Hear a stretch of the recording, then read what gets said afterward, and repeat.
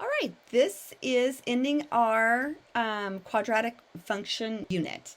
So we are now going to use the quadratic function 7 and 8 and applying them. So these are going to be our area problems. An area, notice they're rectangles. And remember, for the area of a rectangle, it's basically length times width or base times height, however you want to say that. So what we're going to do is we're given the diagram below, find the value of x. We need to do the area 8 square meters. Okay, now if we remember length times width, we know. So if we say, okay, x times x plus 7. Now make sure you have, because the x plus 7 is this entire length. All right, so then we want to find out what the area, the x equals. Be careful in questions like this. They might even ask too, what's the length and what's the width? So, which is actually what a level up would be, okay? Find the dimensions is what they would say. So let's first of all talk about this. Well, we have x times x plus 7. Well, we've been learning, okay, we can distribute this. We can do x squared plus 7x equals 78. You're looking for what number times x squared plus times 7 equals 78. You can sit here and guess and check all you want. But let's go ahead and solve this. Now, you've just seen equations like this to where you got them to the same side and you factored. So we made this equal to 0 because I'm going to move 78 to the other side. Now, you're looking for numbers that multiply to get 78, negative 78, but add together to get 7. So we're going back to our x, multiply to get 78 to get 7. Now, 78 factors real well. But let's go through, you can even them. So negative 78. Now that's a negative, that's a positive. So I know one of these has to be negative. So I'm going to just do a negative. So you can go back and forth. 178. Now that's even. So divide by 2. 78 divided by 2. So you can go through 39, 2 and 39. 7 plus 8 is 15. That means 3 goes into it. 78 divided by 3, 26. So 3 and 26. Now here's a little tip. If 2 and 3 go, that means 6 goes into the number. So 78 divided by 6 is 13. Oh, wait. Okay, 6 and 13. 6 and 13. Now that's a negative, but that's a positive. So that has to be a negative 6 and a positive 13. Now this should be totally review. You've done this for a long time.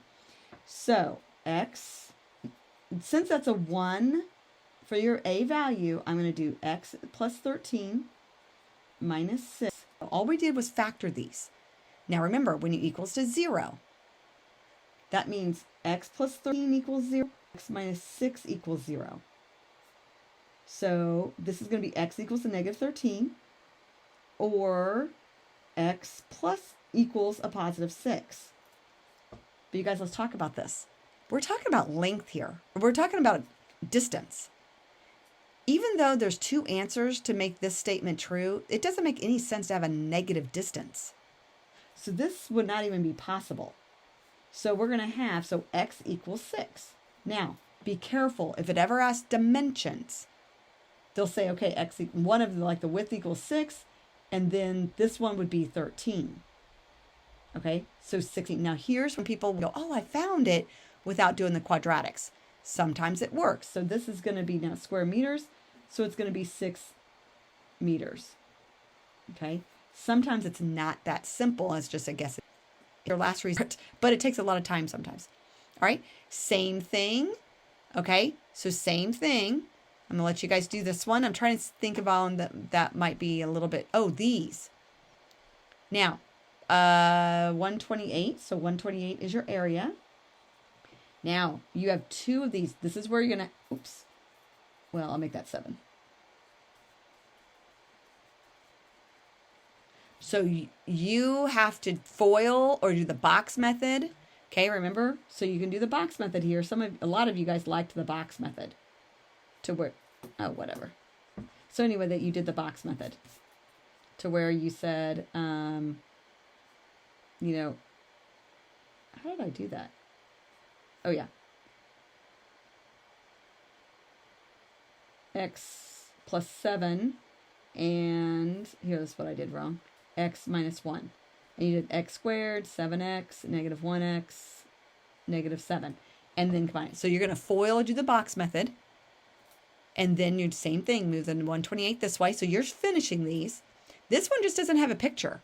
So if it never has a picture, draw the picture. The dimensions of the rectangle can be expressed by x plus 3 and x minus 8. Okay? X plus 3 and x minus 8. Draw it out so you can see what in the area. So these four are all going to be the same. So you can pause this right now. Am I recording? I am. Oh my gosh, I thought I wasn't recording. You can pause that right now and finish those. Okay. Now actually we're going to do this with these. This is called projectile motion. And if we were face to face and you were in my class, we would be starting with stuff like this. We'd be blowing these water 2-liter bottles up in the air, and we'd be finding the height. But let's talk about this. This is saying the soccer ball is kicked on the ground with the initial upward velocity of 90 feet per second. The equation, the height equals negative 16t squared plus 90t, gives the height of the H ball after t seconds. I know that's a lot. You're like, what? Pause it and reread it. So we have a soccer ball. Okay, so we're going to take a soccer ball, and this ball gets in the air. Okay, I'm going to... So okay, the equation, velocity of 90 feet per second. Now since it had it's like plus 0, it is starting on the ground. And they come and they kick it. Here's my person. Happy little person. He's going to kick it from the, oh, no arms, but here's his arms. He's going to kick it, and then it's going to go up, and it's going to come down. So what we need is the maximum height of the ball. We're looking for the vertex. Okay, we're looking for the vertex. So he's kicking the ball, it's max height, and then how's the ball to reach down? So after he kicked it, how long it's going to be until it hits the ground. All right, so the maximum height of the ball. Now, this is where, remember the axis of symmetry. So after t seconds. So we can do t or x.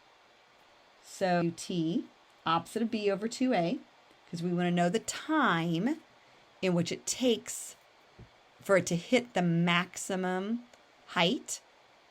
Okay, so opposite of b, that's 90. Now, this is a negative 16, so 2 times a negative 16. Now, I've always asked the chemistry teachers and the higher math teachers, where's the negative 16 come from? Well, that's from gravity, because as it's going up, the gravity's pulling it down from a negative 16, whatever they call it. So this is going to be a negative 90 over negative 32. If you do that, that doesn't go close. So that is going to be 90 divided by 32, approximately 2.8. This is going to be 2.81 seconds. So in 2.81 seconds, it's reaching the max height. But we got to figure out what that height is. So we're plugging that 2.81 into the equation. Okay. So at 2.81, then we're going to do negative 16, 2.81 squared plus 90. Negative 16.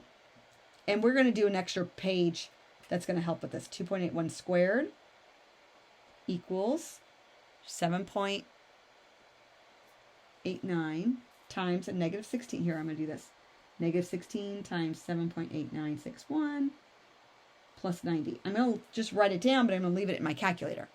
Now, that's times a negative 16. Times a negative 16. Okay. Wait a minute, is that right?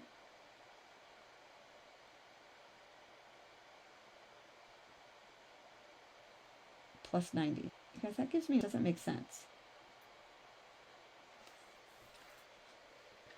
What's wrong?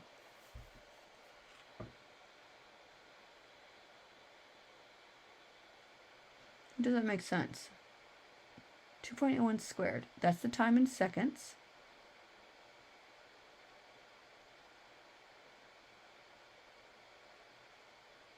Okay, Okay, I gotta pause this.